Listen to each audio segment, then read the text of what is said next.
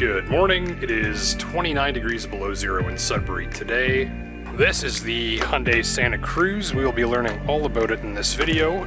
Ford Maverick as well.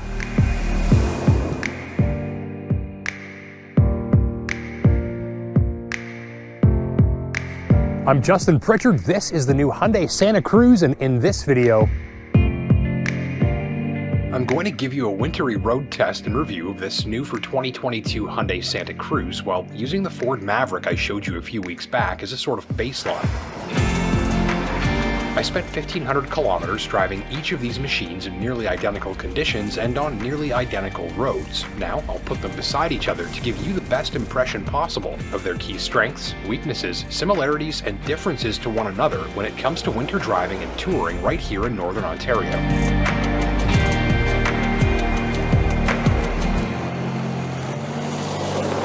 First, let's meet the machinery. Both of the testers I'm showing you represent generously equipped models with generous price tags to match. My Maverick FX4 with non-hybrid 2-liter turbocharged gasoline power and all-wheel drive was priced in the low 40s, and it's the better part of $45,000 for this Santa Cruz Ultimate loaded as she goes. Maverick starts in the 20s with a fuel-sipping front-drive hybrid configuration, while Santa Cruz goes the premium route, starting in the preferred trim grade at $38,006. Note that my Maverick tester is running Falken Wild Peak tires, a winter-rated all-terrain, while my Santa Cruz is on dedicated winter rubber from Continental. The difference that makes in driving conditions like these is very significant, especially when it comes to stability at highway speeds and braking performance on snow and ice. let's see if this thing starts up at 30 below. If it had a block heater, I didn't use it, so...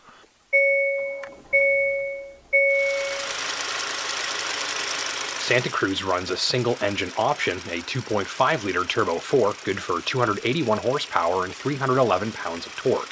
The Maverick's standard hybrid engine does 191 horsepower and comes front-wheel drive, while this tester's 2-liter Turbo 4 makes 250 horses and 277 pounds of torque. That's Santa Cruz in the lead for performance and acceleration. The Santa Cruz can tow 5,000 pounds, the Maverick maxes out at 4,000 pounds, though it's the Maverick with the longer box, 4.5 feet to the Santa Cruz's 4.3.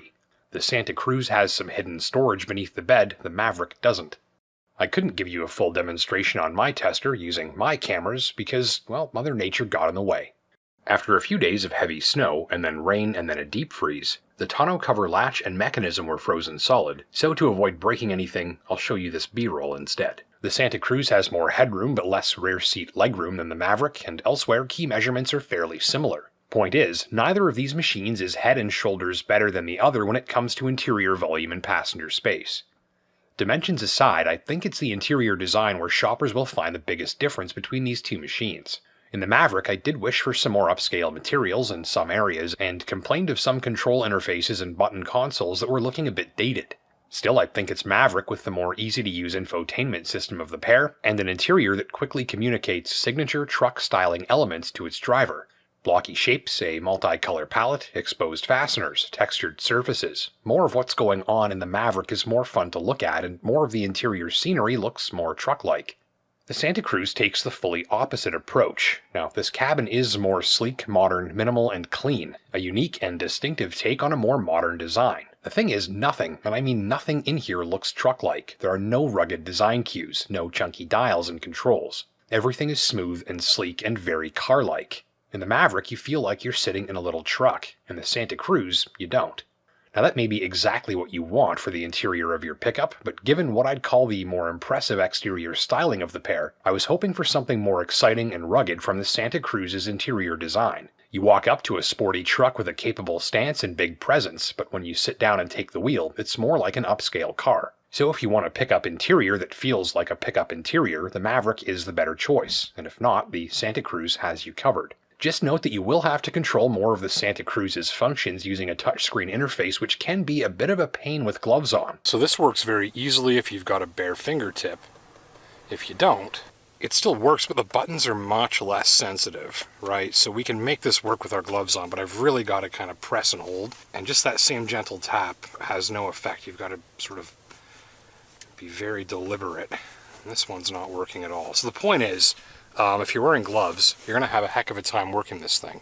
So drive mode and terrain mode selector here. So you press that, it changes between drive and terrain modes. And then we just use this little toggle switch right next to it to control what we want that to do. So in the drive setting, toggle that little switch up and down and we change the drive modes here. Normal, sport mode, and smart mode. And the instrument cluster there, you can see changes in relation to the drive mode that you're using. Come back down and press here, change that to terrain, and then using the same toggle switch, snow, mud, and sand. So in general, if you just leave this in the normal drive mode, it's going to do just fine. If you need some extra traction fine-tuned for use in snow, mud, or sand, it's just as easy as clicking this button and this little toggle. So you've got full control over the Santa Cruz's driveline and drive modes just with this button and this little switch here. And that is pretty slick.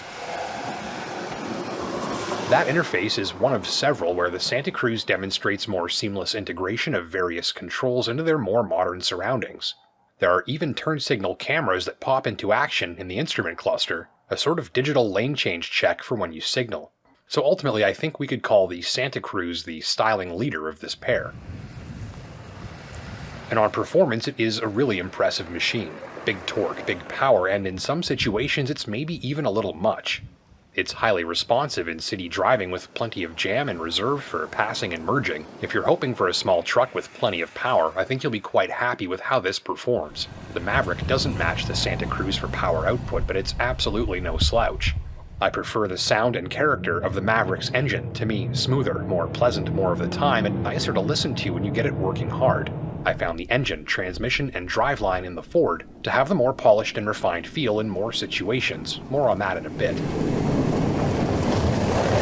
Add in what I would tell you is a sharper and sportier feel of the controls, specifically an athletic steering feel and an eager ride and handling equation that feels carefully calibrated to be comfortable but also pleasingly responsive. And I think the Santa Cruz is the hot rod of this pair, but the Maverick is the more pleasing driving machine.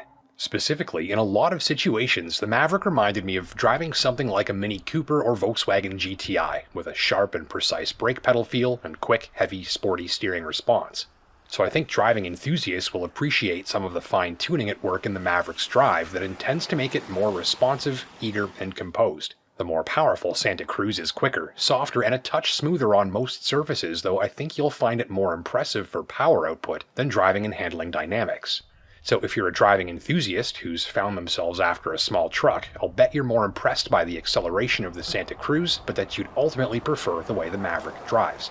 And the Maverick's powertrain feels more on the ball more of the time in deep snow and challenging conditions. There's less wasteful wheel spin even without the winter tires on. And in situations where the Santa Cruz holds on to high engine revs or lights up a tire or two when moving from snow to pavement under heavy throttle, the Maverick works with less drama.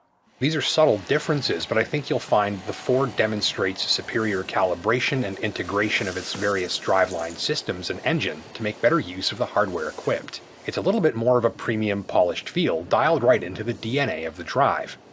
After a few thousand kilometers of testing in conditions like this, I found the Maverick more refined more of the time, specifically less wasted wheel spin, less engine noise, improved maneuverability and response via torque vectoring, and better performance in deep snow using less revs. The Maverick can do some clever rear axle torque vectoring that helps drag a single rear wheel as a pivot point to shrink the turning circle in deep snow. That mitigates the tendency of all-wheel drive vehicles to plow wide while you're making a tight turn at low speed in a foot of powder. In that same setting, you'll find the Santa Cruz likes to push a little wider and needs more room to steer. Hitting the back roads in heavy snow reveals a few key differences between these machines as well as a few important similarities. If there's one area where both of these machines impressed me the most, and the most consistently, it was rough road ride quality.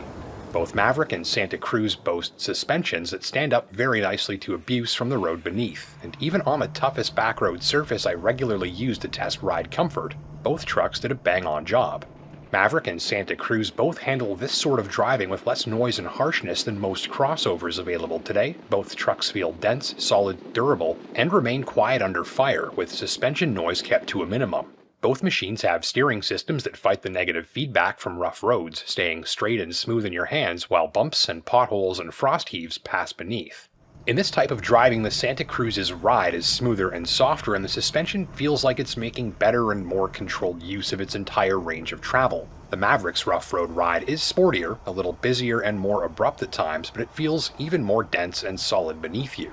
The point is that aside from some character differences dialed into the drive, both machines can cover rough ground quickly without stressing out their occupants. So let's compare the Maverick and Santa Cruz headlights to one another.